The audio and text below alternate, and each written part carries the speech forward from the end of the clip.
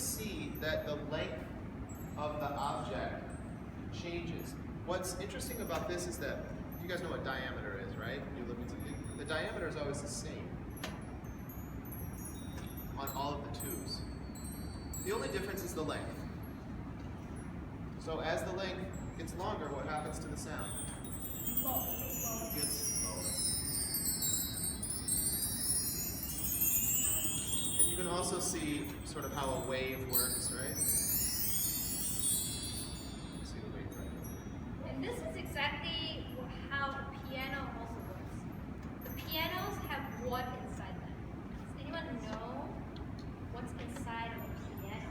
I know we don't usually just stick our heads inside the piano and see what's made out of it. We just expect to push it and make sound, right? If you really think about it, what is inside the piano? Does anyone know what's attached? So I press the keys, right? What are the keys attached to inside the piano? Actually, really cool. There are definitely strings, so every single note has either 1 or 2 or 3 strings for every single note, and the keys are attached to a hammer that comes up and hits the string. So every time I press a key, the hammer hits the string, and that's how we hear the note. Now, I can play really low notes or really high notes, and the way the sound is either high or low is the same principle. It's all about the length of the strings. So for the really high strings, the high notes use really short strings, right?